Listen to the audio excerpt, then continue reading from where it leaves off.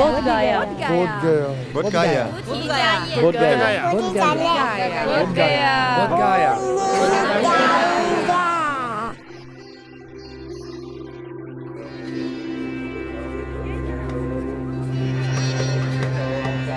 Every year, Buddhist pilgrims from around the world come to Bodh Gaya to pay homage to the Buddha. This sacred place is believed to be the center of the universe, the navel of the earth, where Buddhas, past and future, attain complete enlightenment.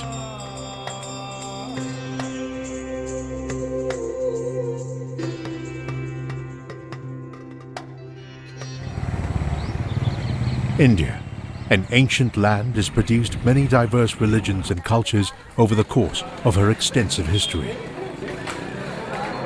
Today, the majority of people in India subscribe to one religious belief or another. Buddhism, considered one of the world's great religions, originated from India. It is not surprising then that India commands a special place in the hearts of Buddhists. Buddhists come to India to retrace the steps of the founder of Buddhism, commemorate his achievements, and celebrate the venerated representation of enlightenment, the Buddha.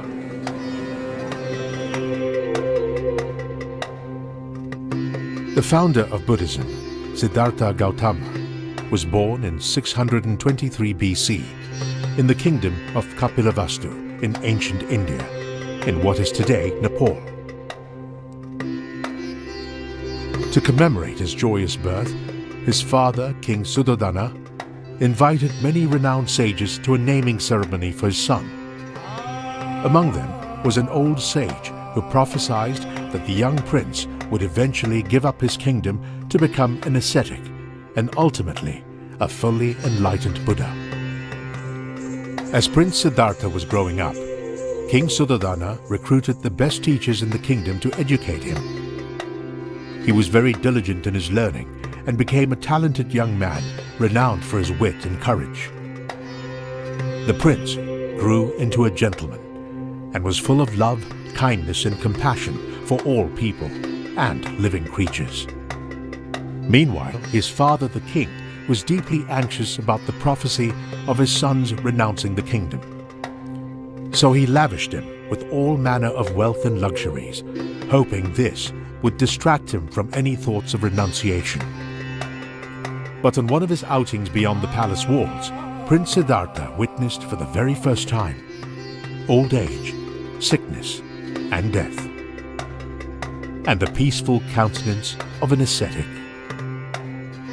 What he saw weighed heavily on him and made him deeply contemplative. Siddhartha was 29 when he renounced his kingdom and left his wife and son in search of the truth. He spent the next 6 years practicing austerities, but when this failed to yield the answers he sought, he gave up the practice of austerities. After accepting a bowl of rice milk from a village girl named Sujata, who nursed him back to health, he made his way to Gaya. Upon arrival, a grass cutter offered him a pile of kusha grass for a cushion. He then sat under a Ficus religiosa tree in Bodh Gaya for 49 days, contemplating deeply about life and trying to find an end to cyclic existence. Finally, on a full moon night, Siddhartha gained complete realization and became a fully enlightened Buddha. Henceforth, the Ficus religiosa became known as the Bodhi tree. Bodhi refers to awakening, and thus the place associated with Buddha's awakening became known as Bodh Gaya, also known as Buddha Gaya. Bodh Gaya is situated around 150 kilometers south of the city of Patna. During Vesak Day, which falls every year on the full moon day of May, devout Buddhists make their way to Bodh Gaya to commemorate the birth, enlightenment, and parinirvana of the Buddha. The arid summer month of May attracts many devotees from tropical countries like Thailand, Sri Lanka, and Vietnam. Bodh Gaya is considered the holiest of the holy sites because it is here where past and future Buddhas are believed to attain enlightenment. It is said that a total of 1,000 Buddhas will attain realization and enlightenment in this one place. In our literature, Buddhist literature, it says all the past Buddhas, they all come for their final bliss or to attainment of enlightening. They come to Bodh Gaya, especially the past Buddhas, and also in the future Buddhas. They also, in their term, when they about to become enlightenment, so they are coming to Bodh Gaya. Every year, the management committee of Bodh Gaya hosts a grand celebration, inviting the Sangha and local officials to come together to commemorate Vesak.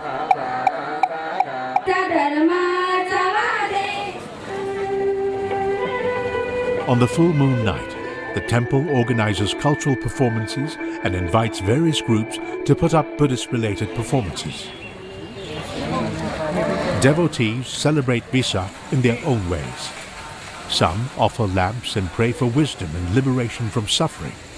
Others pay homage to the Buddha in groups and chant the scriptures in praise of the triple gems, the Buddha, Dharma, and Sangha.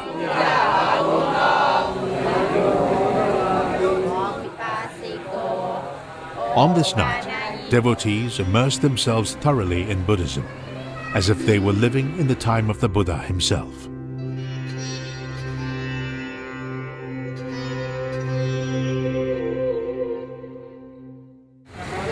The month of May is hot and humid, so Buddhists from other parts of the world prefer to visit Bodh Gaya at the end of the year, when the weather is cooler. There are even direct flights offered at this time of the year, so travel becomes more expedient and convenient. One common sight in Bodh Gaya during this season are maroon-robed monks called lamas. Many of them come from around India or neighboring Nepal and Bhutan. Most of them come to Bodh Gaya to participate in the Monlam, or Great Prayer Festival. The Monlam, or Great Prayer Festival, is organized primarily to pray for happiness, peace, and good health. It also serves to commemorate Lord Buddha. The Monlam was started by Lama Tsongkhapa, founder of the Gelugpa sect of Tibetan Buddhism in 1409. The inaugural Great Prayer Festival was held in the Jokang Temple in Lhasa. The Kagyu sect of Tibetan Buddhism also organizes the Monlam in Bodh Gaya every year. According to estimates, close to 10,000 Sangha members and lay devotees participate in the Monlam every year. The first Karmapa, the head of the Kagyu sect, was credited with establishing the unique system of reincarnated lamas in Tibet. To date, the current Karmapa is the 17th in the successive line of incarnations. The Karmapa stressed that the aims and benefits of Monlam are not restricted to one religion, but universal and directed towards all sentient beings. 상계 준비된데 미시 나놀이야 삼든 줍시 세란다도 가다지 주의에만 진짜기 사자디 보드가에 차디 요래 상계 양연의 대배 월이냐 다 아지 nen지 담배 취냐면 챙기에 진짜게 가사 진짜지 보드가야 친지 냐면 채비미나 뒤지 파제다 개연 파제 뇨 다 간다 지 driven contribute nyamlen thamche and huge trubaji yongwe sange so ya de indu sane ene mun chen tembe nam trak to na shebi minya ji zui yama de 地方啊 di bodga cha de ya jinju duje nyamlen chese sa se ne ya shwe de bodga cha de ya de indu san de yuse ge and bodga ya la katui na perona. The Karmapa advised everyone at the Monlam to cherish the opportunity to make positive aspirations and practice hard in order to purify all negative karma and accumulate positive merits. The Karmapa also emphasized that the ideal place to accumulate merits is in front of the Vajra seat in Bodh Gaya. One's body and speech act as a support to cultivate positive mental habits, as well as sow the seeds of merit, so they are extremely beneficial for one's cultivation. The Karmapa also said, now that we've obtained the precious human rebirth, come in contact with the Buddha Dharma and come to such a sacred place. We should cherish it and contemplate on it. We should treasure the teachings and bear them in mind so we do not waste this good fortune and opportunity. The Kagyu Monlam consists of many activities, one of which is led by the Karmapa and involves hundreds of lamas carrying the scriptures and circumambulating the stupa. While doing so, the Karmapa, as well as all the Rinpoches and lamas, don their golden robes and hats as a sign of respect to the Dharma. The ceremony also involves the offering of alms, with the public offering food to the Sangha. The Tibetans believe the offering of alms follows a tradition set by the Buddha.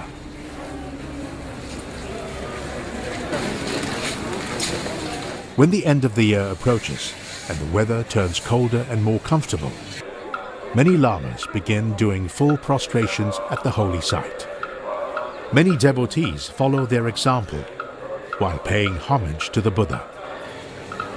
Doing prostrations is the primary means of showing repentance. It is an expression of respect, as well as a way to eliminate one's pride and ego. During prostration, one lowers one's head to the ground and as a result elevates the object of veneration to a higher place. This helps to purify the negative karma associated with pride. While doing prostrations, one should stay concentrated and focused in order to achieve the intended results. Some Buddhists prefer to do the 3 steps, 1 bow, which in terms of significance is similar to the full prostration. The aim is to transform one's ego clinging to loving kindness and compassion.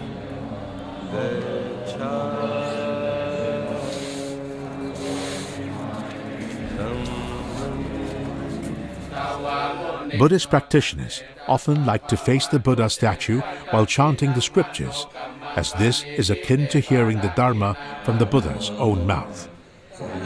This helps to remind oneself to practice diligently, avoid evil, and do good. Scripture chanting originated in the time of Shakyamuni Buddha. In the past, the words of the Buddha were passed via oral transmission. Disciples of the Buddha often memorized and repeated the words of the Buddha when they preached the Dharma. This involved familiarizing oneself with a particular scripture and making the effort to commit it to memory. This continues today, with the chanting of scriptures still the basic tool of learning and spreading the Dharma. Other devotees prefer to engage in silent meditation, either beneath the Bodhi tree or in front of the Vajra seat. Settling into a state of deep peace and serenity, they follow in the Buddha's footsteps and embark on the path to enlightenment. Here, Buddhists usually perform certain rites and rituals to show their respect to the Buddha, such as the offering of water, flowers, fruits, incense, and lamps.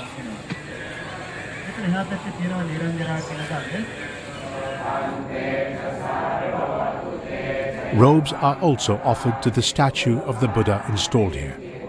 And on auspicious days and during special events, the same statue is painted gold. Every ethnic group has its own customs and traditions. People who come from different countries naturally subscribe to their respective cultures and traditions when they pay their respects to holy objects. This elderly couple from Sri Lanka pay their respects to the Buddha by hanging up a small white cloth beneath the Bodhi tree. Now we will go there and tie this. We tie it here, through which, through the power of Lord Buddha, the Dhamma and Sangha. We expect all bad omens and bad things will be erased off, and through the power of Lord Buddha, all good things will happen to him and to his family. It is a tradition in Sri Lanka that when people grow old, their children spend for them to go to these holy places. It may be inside the country or outside the country even. Sri Lanka is not a rich country, Even though the village people is a wonderful. The village people, they collect money. They collect money doing small things, doing small business, cooking, weaving. Maybe for 5 years, for 10 years. Why? To one day I want to go and visit Bodh Gaya. They come from Vietnam and have a special way of expressing their veneration for the Buddha. The monks will cut a tuft of hair from the devotee and scatter it upon the soil of Bodh Gaya.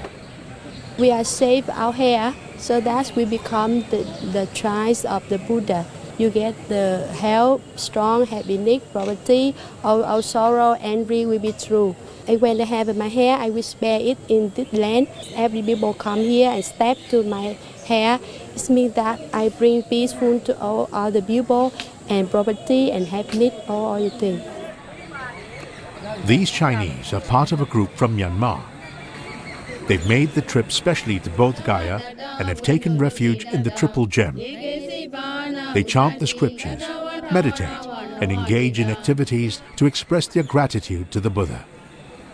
跟佛菩萨在一起，胆量也很大哦，也好像自己找到自己的一个光明的大路，帮自己以前无明的一切都丢掉。 Steve from Switzerland often comes to Bodh Gaya on a pilgrimage with his family. He feels that being here in person helps to strengthen his Buddhist faith. Just looking at pictures or even looking at this DVD, well, it gives you some inspiration. But being here, only touching the ground here, only actually breathing the air which Buddha was breathing, seeing the environment here, that is really a blessing for your body, speech and mind. It isn't only Buddhists who come to Bodh Gaya. Devotees of other religions also make pilgrimages here. The Hindu people believe Buddha as the God or the incarnation of the Vishnu God, So they believe and they have this rest. So that's why wherever Buddha statue, Hindu people go definitely. They go and pay respect as their God. Thus so many Hindu people each year come to pay respect to this place. Like today's pilgrims, Buddhists of the distant past also came to India from faraway places, the most famous being Master Xuanzang, who hailed from the China of the Tang dynasty. He was not only renowned worldwide as an outstanding translator of Buddhist scriptures, but he was also one of the greatest adventurers of ancient China. His journey to the west from China to India, on a quest to collect and collate the scriptures, spanned 50,000 miles and 17 years. He also devoted his life to translating a total of 1,335 scrolls of Buddhist scriptures. Master Xuanzang also spent a year recording his experiences in what is now known as the Great Tang Records of the Western regions. This book documents all his experiences of his more than a decade-long itinerant journey, and it remains a rich source of knowledge about the history and geography of ancient Central Asia, especially regions like Afghanistan, Pakistan, and India. In 627 AD, Master Xuanzang left the Tang capital of Chang'an, of modern-day Xi'an, and after overcoming all sorts of difficulties and dangers, finally arrived in northern India around the summer of 629 AD.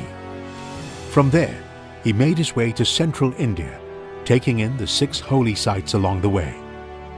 In the Great Tang Records on the western regions, Master Xuanzang described witnessing the Mahabodhi temple in Bodhi Gaya at a height of approximately 170 feet. The Bodhi tree was surrounded by brick walls, and the tree was 50 feet tall. While Master Xuanzang was doing his prostrations beneath the Bodhi tree, he spontaneously burst into tears when he thought about the Buddha preaching the Dharma while he was alive, and how he did not have the good fortune of seeing and hearing the Buddha himself. Following that, Master Xuanzang went to the most renowned Buddhist institute in India, Nalanda University, to learn the Dharma.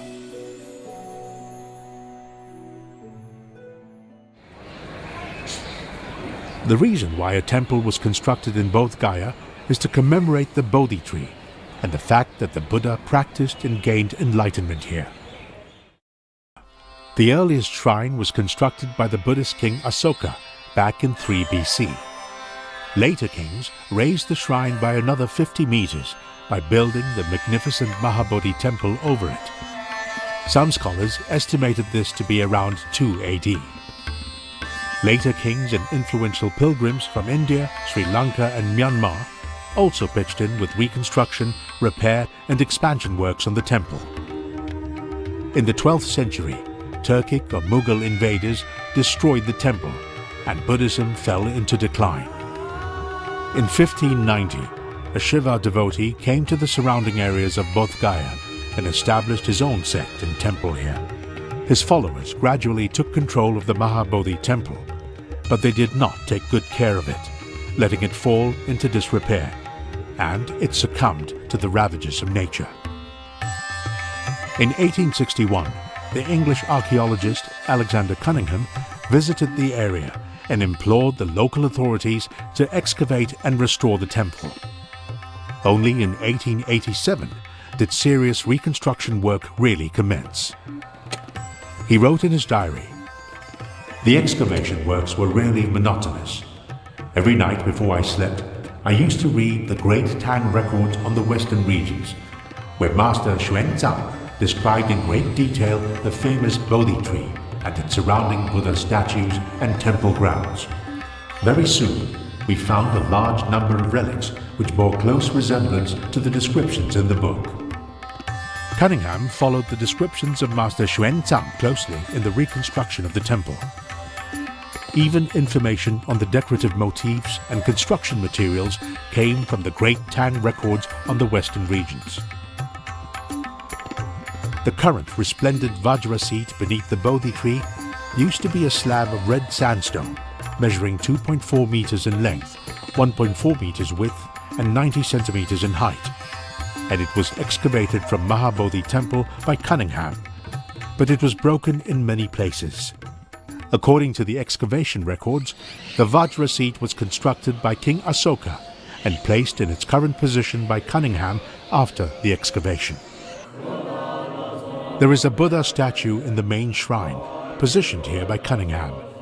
It was then greenish-black in color, but over the years, Tibetan pilgrims practicing of pasting gold foil on it transformed it into the golden statue we see today. The Mahabodhi temple in Bodhi Gaya was named a World Heritage Site by UNESCO in 2002. The Mahabodhi temple is shaped like a pyramid. The first level is a square, with each side measuring 15 meters in length, and it spirals upwards into a bronze spire, giving the stupa a harmonious sense of balance. At each of the 4 corners of the first level sits a similarly shaped but smaller stupa. There is a stone plaque in front of the main entrance towards the east. On both sides of the main entrance, one can find niches filled with gold-plated Buddha statues. The relief sculptures on the 4 sides of the stupa are framed by horseshoe-shaped arched doors, representing the earlier Buddhist monasteries. The other 3 sides of the Mahabodhi temple contain over 60 stone railings measuring 2 meters high. These were made between the 2nd and 5th century. Most of the current stone railings are replicas, since the original ones have been installed in various museums as exhibits.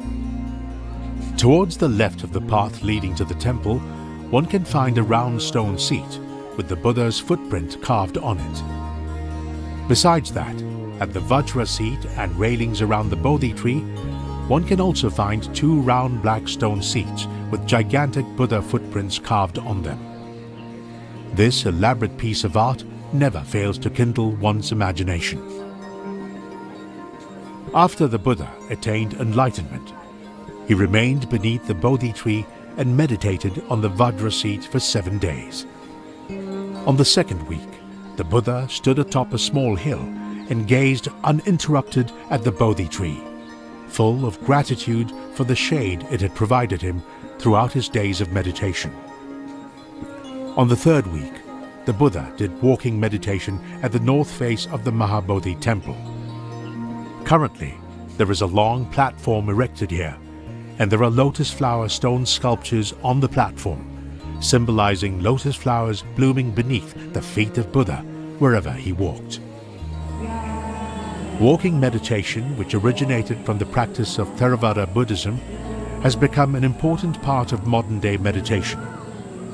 Walking meditation consists of focusing pointedly on every single action of the body while one is engaged in the act of walking.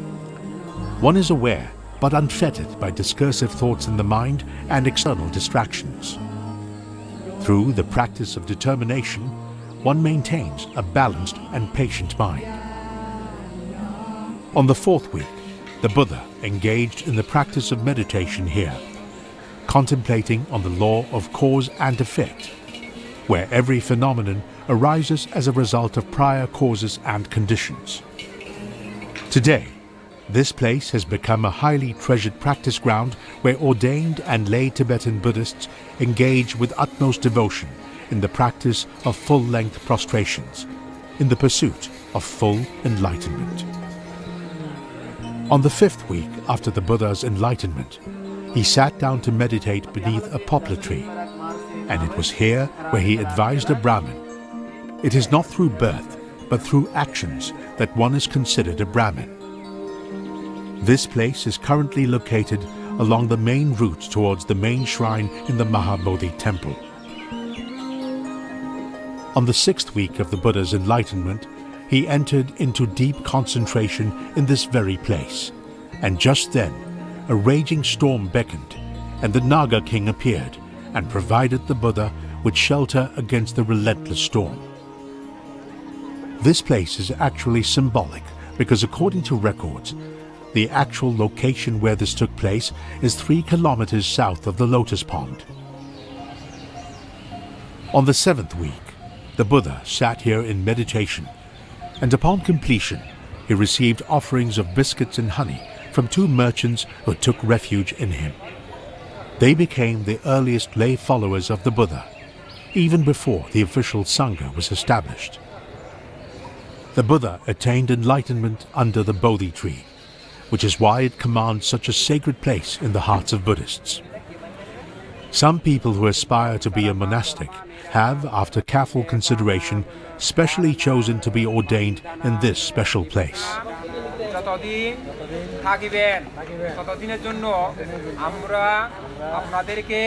The current tree is actually a sapling transplanted from the original Bodhi tree. In 3rd BC, King Asoka gave orders for the tree to be chopped and the trunk to be burned. However, he later converted to Buddhism, and the tree was allowed to grow and flourish, to bear new sprouts and take on a new lease of life. King Asoka grew to be very pious and often paid homage to the Bodhi tree. But his wife was extremely jealous and instigated someone to cut it down. To revive the tree, King Asoka nurtured it with milk every day, and as a result, the tree started bearing new shoots. Around 6 AD, King Shashank, a follower of the Shiva sect, gave orders for the tree to be uprooted. But fortunately, its roots were intact, and a new tree sprang up yet again. The Bodhi tree not only suffered man-made destruction, but it also suffered the wrath of Mother Nature. The current Bodhi tree, the object of such veneration, is of the 5th generation. King Asoka, the king of the Maurya dynasty, loved visiting holy places associated with the Buddha, Bodh Gaya being one of them. As a Buddhist, he strongly supported the spread of Buddhism, and under his patronage, Buddhism spread throughout the whole of India. He also sent his son Mahindra, an ordained monk, to spread Buddhism in Sri Lanka. King Asoka later tasked his daughter Sangamitra, an ordained nun, and a group of specialists to bring a sapling of the Bodhi tree from Bodh Gaya to Sri Lanka, as well as spread the Bhikkhuni vows, resulting in the establishment of the first Bhikkhuni Sangha in Sri Lanka. Under royal patronage, Buddhism became Sri Lanka's main religion, and even today, the island nation is regarded as centre of Buddhism. The Bodhi tree continues to flourish today, at the very same spot where it had been transplanted. This Bodhi tree with the golden pillars, you can see the small branch. That is the actual Bodhi tree, which was planted in 288 BC. The other Bodhi trees have been planted as guardian trees.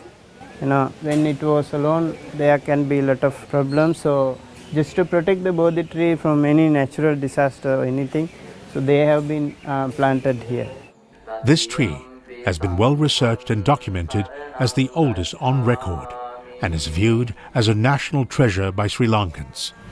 The Mahavansa, the Great Chronicle of Sri Lanka, is a very important historical document in Sri Lanka. It is well accepted and respected by the historians the world over.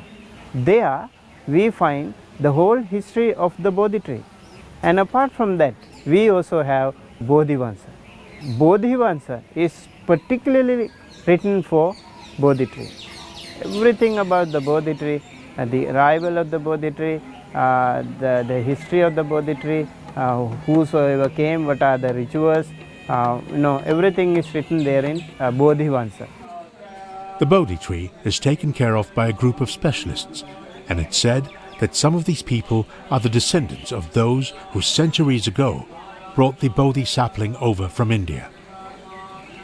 The Bodhi tree is the symbol of the Buddha's enlightenment, which is why it is widely respected. Today, paying homage to the Bodhi tree has become part and parcel of the religious life of Sri Lankan Buddhists. The saplings of the Bodhi tree in Sri Lanka have been transplanted to many parts of the world, bearing testimony to the truly global spread of Buddhism. In 1891, a young Sri Lankan, Dharmapala, visited Bodhi Gaya. The Mahabodhi temple had just been restored by a British archaeologist, but a local Shiva priest by the name of Mahanta claimed possession of the temple, though he was not able to produce any form of official documentation to prove it. Back then, there was no one maintaining the temple. The whole place was filthy, overgrown with wild shrubs, and there were broken Buddha statues scattered around. Dharmapala was extremely depressed upon seeing the place in such a pathetic state, so he made a vow beneath the Bodhi tree and pledged his best to maintain and protect this holy site. With that, he started waging a campaign to regain Buddhist control of the Mahabodhi temple. When our founder came on a pilgrimage, he found the deplorable condition of this sacred place. Then he decided to form a kind of organization which can communicate with the Buddhist world and get assistance from the Buddhist countries to save this sacred place for the Buddhist world. The other objectives is that to open some kind of charitable activities surrounding these sacred places, Bodh Gaya, Sarnath, Kushinara, such places. In 1892, Dharmapala founded the Mahabodhi Society in Kolkata, then the capital of India. This made it more convenient to establish contact with people of authority and approach them for help. In the same year, he started publishing the first international Buddhist publication, Mahabodhi Journal, to create public awareness and seek global support. he visited Buddhist countries and traveled to the West to garner interest and support among Buddhists in his bid to regain the holy place. He met so many the great personalities in India, like Mahatma Gandhi and like Jawaharlal Nehru and Rabindranath Tagore and Swami Vivekananda. Such as very big personalities he met, and he asked their support to save this Buddha Gaya temple especially. Many important figures in India, such as Mahatma Gandhi, had expressed their view that Buddhists should own the rights to the Mahabodhi temple. Finally, in 1949, the Bodh Gaya Temple Act was passed, paving the way for a Bodh Gaya Temple Management Committee to be set up to manage the temple's affairs. The members comprised 4 Buddhists and 4 Hindus, including Mahanta. The chairman was to be the district magistrate of Gaya, and he had to be a Hindu. Since then, the Mahabodhi temple has been under the jurisdiction of this committee. Temple किसी एक के व्यक्ति का नहीं होता है. Temple is not belong to one person. हाँ, temple is very world. It is belong to world. Even today, some Indian Buddhist monks are still hopeful that the 1949 Bodh Gaya Temple Act will be revised, and that the temple will one day be wholly managed by Buddhists. Bodh Gaya is the foremost sacred place in the minds of Buddhists. A pilgrimage to India is not complete without coming to the source of Buddhism, the place where the Buddha practiced austerities, the place where he became enlightened, and the place where he preached the wheel of Dharma. Devout Buddhists around the world aspire to visit these places. Surrounding Bodh Gaya are many holy places associated with the Buddha. East of Mahabodhi Temple, beyond the bustling town, lies the Niranjan River, where the Buddha engaged in the practice of austerities. Having left the palace, he came to the forest here as Prince Siddhartha and engaged in the practice of extreme austerities, subsisting on 1 grain of rice a day. He became severely emaciated, yet for 6 years he could not find a way towards liberation. He stumbled into the river for a wash, and due to his frailty, eventually passed out and went into a coma. Just as he started examining his practice over the years, he heard a tune from afar containing these lyrics. Like the strings of the sitar, the loose ones will not produce a sound. The tight ones will break. Only those which are neither loose nor tight will produce the best music. Upon hearing these words, Prince Siddhartha finally realized that neither extreme austerities nor indulgence in pleasures could lead to one's realization. It was only through the middle way and the practice of meditation that one could attain enlightenment. So he decided to end his practice of austerities. The locals refer to the Niranjan River as the Palgu River. During drought, when the water level is low, the middle of the river is stacked with sand, resembling an open sandy desert. However, during the rainy season, it turns into an expansive river. One can imagine how magnificent the undulating river looked back then, just by looking at its banks, which stretch over 30 to 40 meters. Moving forward from the banks of the Niranjan River, one approaches the village where Sujata, the milkmaid, used to live. If Sujata did not offer Prince Siddhartha rice milk back then, he might not have had enough energy to make his way to the Bodhi tree, and Buddhism might not have existed. In order to commemorate Sujata's act of kindness, King Asoka erected an 11-meter stupa over her house. Not far from here, there is another small shrine erected by the villagers in honor of Sujata, which contains a statue of her offering the rice milk, which tourists visit to pay their respects to. Not far from the shrine sits a pavilion, and within this lies a well. This is where Buddha subdued the Kashyapa brothers. The three brothers were the followers of the fire god, and they kept a fire dragon in the dungeon. In order to convert the Kashyapa brothers, the Buddha stayed overnight in their place. During the night, the fire dragon breathed out toxic fumes to hurt the Buddha, but got subdued by him instead. The heretical Kashyapa took refuge in the Buddha and contributed greatly to the subsequent growth of Buddhism. In the vicinity lies the Mucharam village, and within it lies the Muchalinda pond, where the Naga king tried to protect the Buddha from the raging storm after his enlightenment. The place retains its original charm due to the fact that it's yet to be developed. As one ventures along this ancient trail, one can see entire green fields of kusha grass. It is anyone's guess if the soft grass offered to Prince Siddhartha back then actually originated from here.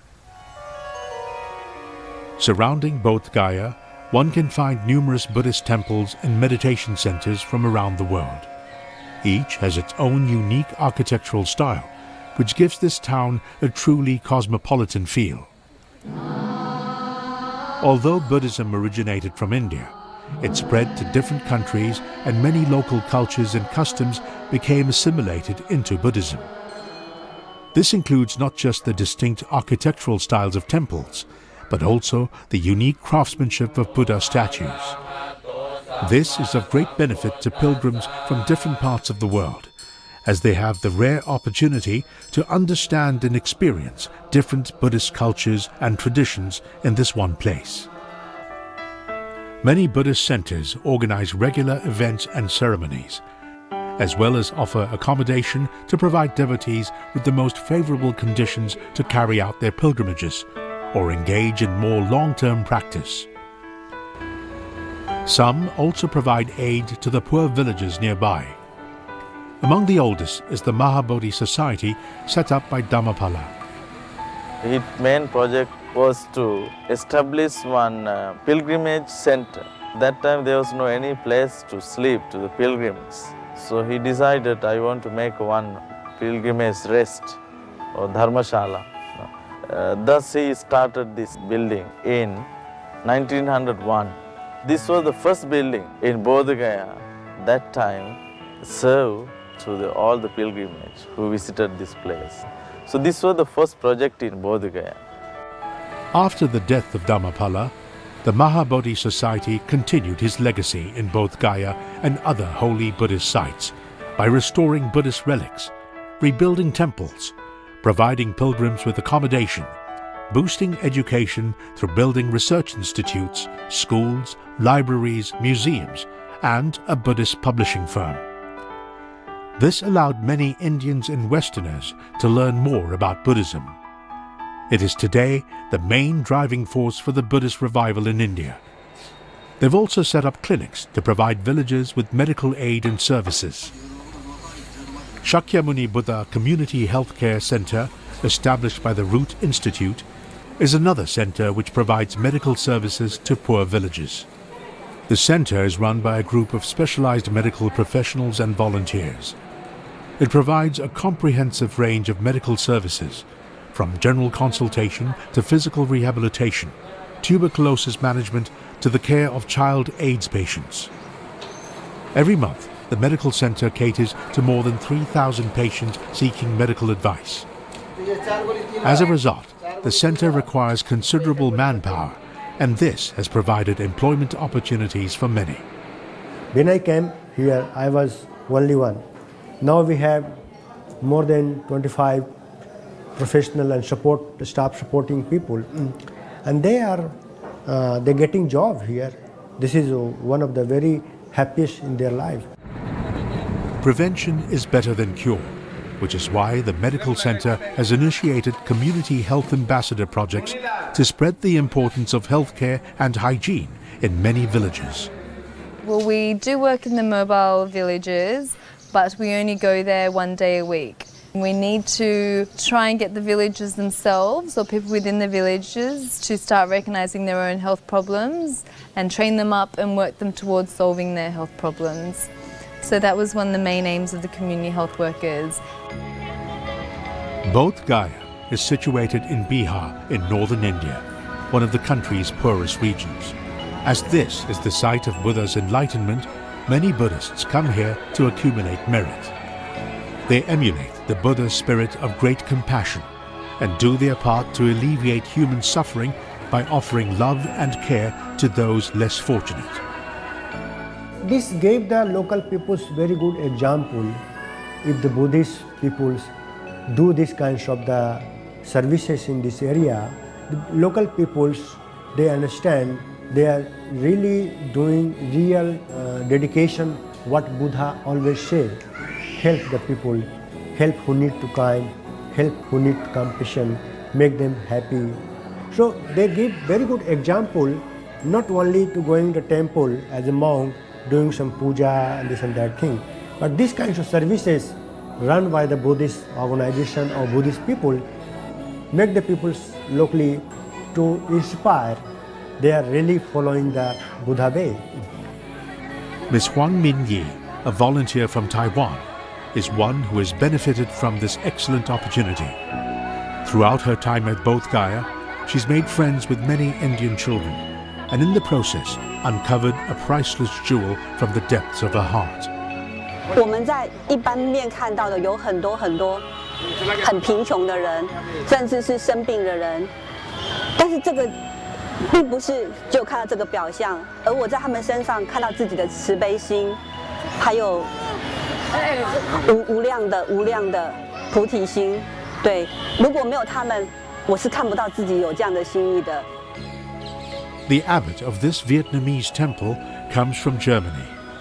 Apart from managing the temple, he makes use of his time at Bodh Gaya to deepen his own Dharma practice with fellow devotees from different parts of the world. You can list many famous monk Dharma teaching, but after you can choose what is good for you. This is so. This practice is I like and I do.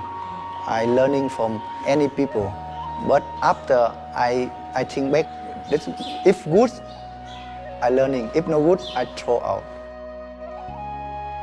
Although they barely know each other, and despite the vast differences in their cultural and educational backgrounds, they share an important similarity: a sincere wish to seek the truth.